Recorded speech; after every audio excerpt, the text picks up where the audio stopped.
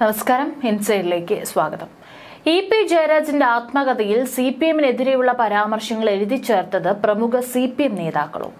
CPM നടത്തിയ ആഭ്യന്തര അന്വേഷണത്തിൽ ഇക്കാര്യം വ്യക്തമായതായി മനസ്സിലാക്കുന്നു. സംഗതിയിൽ അപകടം മനസ്സിലാക്കിയ മുഖ്യമന്ത്രിയും പാർട്ടി സെക്രട്ടറിയും അന്വേഷണ റിപ്പോർട്ടിലെ വസ്തുതകൾ പുറത്തുവിടാതെ ഒളിച്ചു കളിക്കുകയാണ്. എന്നാൽ തനിക്കെതിരെ നടന്ന ഗൂഢാലോചന പുറത്തു കൊണ്ടുവരണമെന്ന വാശിയിലാണ് EP. ആത്മകഥ വിവാദത്തിലെ രാഷ്ട്രീയ ഗൂഢാലോചന പുറത്തു കൊണ്ടുവരണമെന്ന് പി ജയരാജൻ ആവർത്തിച്ചത് കോൺഗ്രസിനെയോ BJPയോ ഉദ്ദേശിച്ചല്ല, അത് CPM-നെ ഉദ്ദേശിച്ചാണെന്ന് പകൽ പോലെ വ്യക്തമാണ്.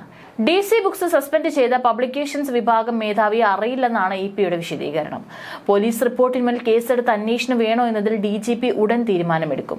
EP-യുടെ ആത്മകഥയുടെ ചുമതല കൂടി ഉണ്ടായിരുന്ന പബ്ലിക്കേഷൻസ് വിഭാഗം മേധാവി AV ശ്രീകുമാറിനെ DC സസ്പെൻഡ് ചെയ്തതോടെ വിവാദം പുതിയ വഴിത്തിരിവിലാണ്. DCക്ക് വീഴ്ചയുണ്ടായെന്ന് സമ്മതിക്കാൻ കൂടിയാണ് അച്ചടക്ക നടപടി. ഇതോടെ വിവാദത്തിൽ EP-യുടെ വാദങ്ങൾക്കാണ് ബലമേറുന്നത്. പോളിംഗ് ദിനത്തിൽ ആത്മകഥാ ഭാഗം പുറത്തു വന്നതിലാണ് EP ഇപ്പോഴും ഗൂഢാലോചന ആവർത്തിക്കുന്നത്. ബോംബായി പ്രചരിച്ച ആത്മകഥ PDF-ന് പിന്നിൽ ആരാണെന്നതിൽ അടിമുടി ദുരൂഹത തുടരുകയാണ്. EP തിരുത്താൻ ഏൽപ്പിച്ച മാധ്യമപ്രവർത്തകനും DC നടപടി എടുത്തയാളും തമ്മിലായിരുന്നു ആത്മകഥാ പ്രസിദ്ധീകരണത്തിലെ ആശയവിനിമയം എന്നാണ് സൂചന. ആരിൽ നിന്ന് ചോർന്നു, സരിനെ കുറിച്ചുള്ള വിമർശനമടക്കം പിന്നീട് ചേർത്തതാണോ എങ്കിൽ അത് ആരാണ് പ്രസിദ്ധീകരണത്തിന് പോളിംഗ് ദിനം തെരഞ്ഞെടുത്തത് തുടങ്ങിയ ആദ്യ ദിനം മുതൽ ഉത്തരം കിട്ടാത്ത ചോദ്യങ്ങൾ ഇപ്പോഴും തുടരുന്നു. തന്നെ CPM-ൽ നിന്ന് പുകച്ചു പുറത്തു ചാടിക്കാൻ ശ്രമം നടക്കുന്നതായി കഴിഞ്ഞ കുറെ കാലമായി EP ആരോപിക്കുന്നുണ്ട്. ഇതിന് പിന്നിൽ CPM സംസ്ഥാന സെക്രട്ടറിയെയാണ് EP സംശയിക്കുന്നത്. ദേശാഭിമാനിയിലെ മാധ്യമപ്രവർത്തകനാണ് EP-ക്ക് വേണ്ടി പുസ്തകം തയ്യാറാക്കിയത്. മാധ്യമപ്രവർത്തകൻ EP സംശയിക്കുന്നതായി മനസ്സിലാക്കുന്നു.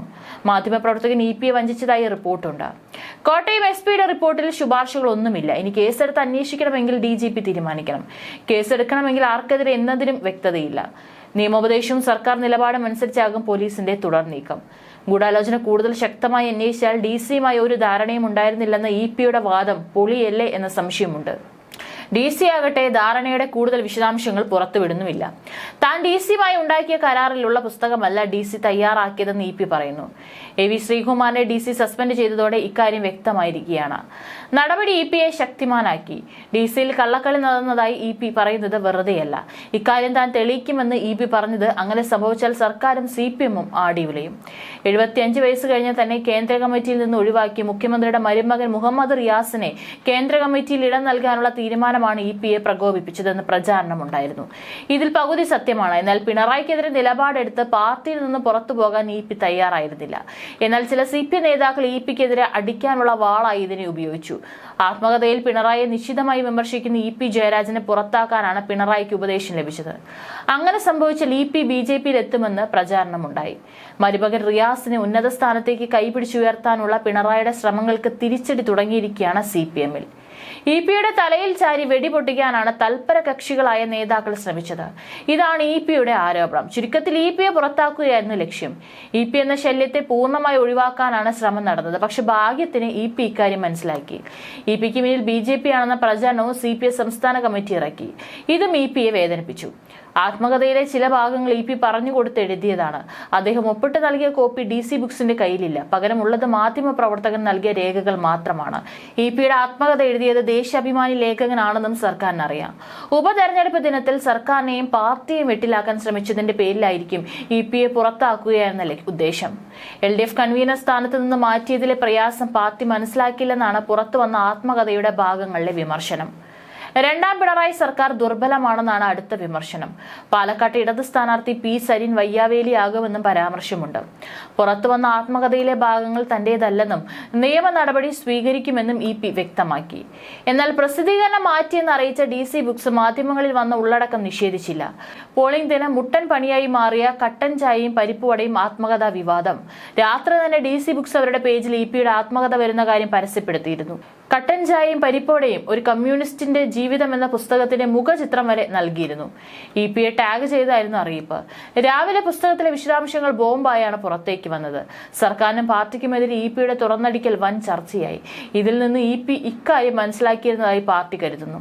പുറത്തു വന്ന ആത്മകഥയിലെ പ്രധാന ഭാഗങ്ങൾ ഇങ്ങനെ: കൺവീനർ സ്ഥാനത്ത് നിന്ന് മാറ്റിയതിൽ പ്രയാസമുണ്ട്. പദവി നഷ്ടപ്പെട്ടതിലല്ല, പാർട്ടി തന്നെ മനസ്സിലാക്കാത്തതിലാണ് പ്രയാസം.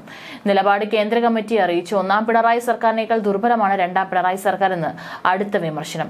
തിരുത്തൽ വരുമെന്ന് പറഞ്ഞാൽ പോരാ, അടി മുതൽ മുടി വരെ മാറണം. സരിൻ നാളെ വയ്യാവേലിയാകുമെന്നാണ് അടുത്ത വിവാദ പരാമർശം. തലേന്ന് വരെ UDF സ്ഥാനാർത്ഥിത്വം പ്രതീക്ഷിച്ചാൽ കിട്ടാതെയായപ്പോൾ മറുകണ്ഠം ചാടി. പല ഘട്ടത്തിലും സ്വതന്ത്രൻ ഗുണം ചെയ്തിട്ടുണ്ട്, പക്ഷേ വയ്യാവേലിയായ സന്ദർഭങ്ങളുമുണ്ട്. അൻവർ ഉദാഹരണമാണെന്ന് ആത്മകഥ.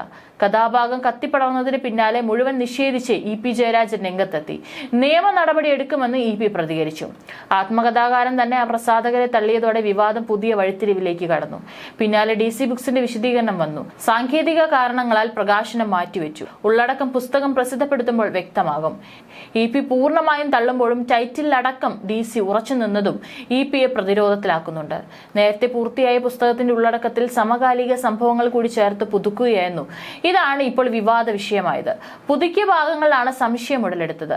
തന്റെ രാഷ്ട്രീയ ജീവിതവും ആരോപണങ്ങളും ഒക്കെ വിശദമായി പ്രതിപാദിക്കുന്ന പുസ്തകം ഉടൻ ഇറങ്ങുമെന്ന് കഴിഞ്ഞ സെപ്റ്റംബർ 1-നാണ് EP പറഞ്ഞത്. ഏതാണ്ട് ഇതേ സമയം തന്നെയാണ് DC ബുക്സ് EP ജയരാജനുമായി പുസ്തകം ഇറക്കാൻ കരാറുണ്ടാക്കിയത്. EP LDF കൺവീനർ സ്ഥാനത്ത് നിന്ന് നീക്കിയത് വലിയ വിവാദമായ പശ്ചാത്തലത്തിലായിരുന്നു പുസ്തകം എഴുത്തും എന്നുള്ള പ്രഖ്യാപനം. ഇതിനായി EP പാർട്ടി അനുമതി തേടിയിരുന്നില്ല. ദേശാഭിമാനി ലേഖകൻ തന്നെയാണ് DC ബുക്സിന്റെ പുസ്തകത്തിന്റെ ടൈപ്പ് ചെയ്ത പകർപ്പ് എത്തിച്ചത്. ഉത്തരവാദിത്തപ്പെട്ട സ്ഥാനത്തിരുന്നിട്ടും ഇയാൾ വിവരങ്ങൾ പാർട്ടിയെ അറിയിച്ചില്ല എന്ന കാര്യത്തിൽ അന്വേഷണം തുടങ്ങിയിട്ടുണ്ട്. സമീപകാല സംഭവവികാസങ്ങൾ കൂടി ചേർത്ത് പിന്നീട് നേരത്തെ നൽകിയ കരടിൽ പേജുകൾ വർദ്ധിപ്പിച്ചു. എല്ലാ വിവരങ്ങളും EPയുടെ നിർദ്ദേശപ്രകാരമാണ് പുസ്തകത്തിൽ ഉൾപ്പെടുത്തിയത്. ലേഔട്ട് ചെയ്ത പുസ്തകത്തിന്റെ PDF പകർപ്പ് ദേശാഭിമാനി ലേഖകനും EP ജയരാജനും അയച്ചു കൊടുത്തിരുന്നു എന്ന് പ്രസാധകർ അവകാശപ്പെടുന്നുണ്ട്. പുസ്തകത്തിന്റെ പേരടക്കം EPയുമായി ആലോചിച്ചാണ് നൽകിയതെന്നും ഇവർ അവകാശപ്പെടുന്നു. സമീപകാലത്ത് മുഖ്യമന്ത്രിയുമായി മറ്റും നടത്തിയ ചർച്ചകളെ തുടർന്ന് EP വീണ്ടും രാഷ്ട്രീയത്തിൽ സജീവമായിരുന്നു. 75 വയസ്സ് തികയുന്ന EPയെ ഇനി കേന്ദ്ര കമ്മിറ്റിയിൽ ഉൾപ്പെടുത്താൻ ഇടയില്ല എന്നാണ് സൂചന. BJP നേതാവ് പ്രകാശ് ജാവേദ്കർ കൂടിക്കാഴ്ച വിവാദമാക്കിയതിന് പിന്നിൽ ഗൂഢാലോചനയുണ്ടെന്നാണ് ആത്മകഥയിലെ പ്രധാന പരാമർശം. BJP നേതാവ് പ്രകാശ് ജാവേദ്കറുമായി കൂടിക്കാഴ്ചയിൽ എന്റെ നിലപാട് കേന്ദ്ര കമ്മിറ്റിയിൽ വിശദീകരിച്ചു. കൂടിക്കാഴ്ച വ്യക്തിപരമായിരുന്നു. 1.5 വർഷത്തിന് ശേഷം അത് വിവാദമാക്കിയതിന് പിന്നിൽ ഗൂഢാലോചന. BJP നേതാവായ ശോഭാ സുരേന്ദ്രൻ പറഞ്ഞത് പച്ചക്കള്ളം. അവരെ കണ്ടത് ഒരു തവണ മാത്രമാണ്, അതും പൊതുസ്ഥലത്ത് വെച്ചായിരുന്നു കണ്ടതെന്നും പാർട്ടി തന്നെ മനസ്സിലാക്കിയില്ലെന്നും EP തുറന്നടിക്കുന്നു. പാലക്കാട്ട് ഇടത് സ്ഥാനാർത്ഥി സരിനെതിരെ കടുത്ത വിമർശനം പുസ്തകത്തിൽ EP ഉന്നയിക്കുന്നുണ്ട്. P സരിൻ അവസരവാദിയാണ്, സ്വതന്ത്രർ വയ്യാവേലിയാകുന്നത് ഓർക്കണം. EMS തന്നെ ഇക്കാര്യം പറഞ്ഞിരുന്നു. PV അൻവറിന്റെ ഉദാഹരണം ചൂണ്ടിക്കാട്ടിയാണ് EP സരിന്റെ സ്ഥാനാർത്ഥിത്വത്തെ വിമർശിക്കുന്നത്. ദേശാഭിമാനി ബോണ്ട് വിവാദവും EP പുസ്തകത്തിൽ പരാമർശിക്കുന്നു. വിവാദ വ്യവസായി സാന്റിയാഗോ മാർട്ടിനുമായി ഞാൻ ഒരു ചർച്ചയും നടത്തിയിട്ടില്ല. ചർച്ച ചെയ്തത് മാർക്കറ്റിംഗ് മേധാവി വേണുഗോപാലായിരുന്നു. സെക്രട്ടേറിയറ്റ് തീരുമാനമനുസരിച്ചാണ് ബോണ്ടായി 2 കോടി മുൻകൂർ വാങ്ങിയത്. പക്ഷേ പ്രശ്നം വഷളാക്കിയത് അന്ന് പാർട്ടിക്കുള്ളിൽ നിലനിന്ന് വന്ന വിഭാഗീയതയാണ്. VS അച്യുതാനന്ദൻ അത് ആയുധമാക്കി. താൻ മരിക്കും വരെ CPM ആയിരിക്കുമെന്നും പാർട്ടി വിടുമെന്ന് സ്വപ്നം കണ്ടാൽ താൻ മരിച്ചു എന്നാണ് അർത്ഥമെന്ന് EP പുസ്തകത്തിൽ പരാമർശിക്കുന്നു. പുസ്തകം താൻ എഴുതി തീർന്നിട്ടില്ല. DC ബുക്സ് മാതൃഭൂമിയും പ്രസിദ്ധീകരിക്കാൻ താല്പര്യം അറിയിച്ചിരുന്നു. താൻ അതിന്റെ അനുമതി ആർക്കും കൊടുത്തിട്ടില്ല. ബോധപൂർവം ഉണ്ടാക്കിയ കഥയാണ്. ഇന്ന് നടക്കുന്ന തെരഞ്ഞെടുപ്പിന്റെ കാര്യം എങ്ങനെയാണ് ആത്മകഥയിൽ എഴുതുക? താൻ എഴുതാത്ത കാര്യം തന്റേതെന്ന് പറഞ്ഞു കൊടുക്കുകയാണ്. താൻ ഒരാൾക്കും ഒന്നും കൈമാറിയിട്ടില്ല. താൻ എഴുതിയതിലൊന്നും ഇക്കാര്യങ്ങളില്ല. താൻ എഴുതിയിട്ട് ടൈപ്പ് ചെയ്യാൻ കൊടുക്കുകയായിരുന്നു. ആ പുസ്തകത്തിന്റെ ആദ്യ ഭാഗം എങ്ങനെ പുറത്തു വന്നു എന്ന് അറിയില്ല. എന്റെ ജീവചരിത്രവും രാഷ്ട്രീയ ചരിത്രവുമാണ് എഴുതുന്നത്. താനിപ്പോൾ എഴുതിക്കൊണ്ടിരിക്കുന്ന ഭാഗമേ എനിക്ക് അറിയൂ, EP പറഞ്ഞു. മുൻ LDF കൺവീനർ CPM കേന്ദ്ര കമ്മിറ്റി അംഗവുമായ EP ജയരാജന്റെ ആത്മകഥ വിവാദത്തിൽ DC ബുക്സ് വക്കീൽ നോട്ടീസ്. DC ബുക്സ് പുറത്തുവിട്ട ആത്മകഥ എന്ന ഭാഗങ്ങൾ പിൻവലിക്കണമെന്നും DC മാപ്പ് പറയണമെന്ന് ആവശ്യപ്പെട്ടാണ് EP ജയരാജൻ വക്കീൽ നോട്ടീസ് അയച്ചിരിക്കുന്നത്. അഡ്വക്കേറ്റ് K വിശ്വൻ മുഖേനയാണ് വക്കീൽ നോട്ടീസ് അയച്ചിരിക്കുന്നത്. ഇതിൽ K വിശ്വൻ മുഖ്യമന്ത്രിയുടെ പൊളിറ്റിക്കൽ സെക്രട്ടറി P ശശിയുടെ സീനിയറാണ്. തന്നെ ഇല്ലാതാക്കാനുള്ള ഗൂഢനീക്കമാണ് നടന്നതെന്ന സംശയത്തിലാണ് EP ഉള്ളത്. തന്നെ ഇടതുമുന്നണി കൺവീനർ സ്ഥാനത്ത് നിന്ന് നീക്കിയതും ഗൂഢാലോചനയുമായി EP കരുതുന്നു. CPMൽ തന്റെ ഭാവി ഇല്ലാതാക്കാനാണ് ശ്രമം നടന്നത്. അതാണ് EPയുടെ പ്രതിഷേധത്തിന് കാരണം. EPക്കെതിരായ നീക്കത്തിൽ DC ബുക്സിലെ എഡിറ്റർമാർക്കെതിരെ കേസെടുക്കേണ്ടി വന്നാൽ പുസ്തകം തയ്യാറാക്കിയ മാധ്യമ പ്രവർത്തകനെതിരെയും കേസെടുക്കേണ്ടി വരും. അങ്ങനെ സംഭവിച്ചാൽ ഗൂഢാലോചന പുറത്തുവരും. അതിനുള്ള സാഹചര്യം ഇല്ലാതാക്കാനാണ് ശ്രമം നടക്കുന്നത്. എന്ത് വില കൊടുത്തും EPയെ തണുപ്പിക്കാനുള്ള നീക്കമാണ് നടക്കുന്നത്. EP പുറത്താകണമെന്നത് CPMലെ ഒരു വിഭാഗം നേതാക്കളുടെ താല്പര്യമാണ്.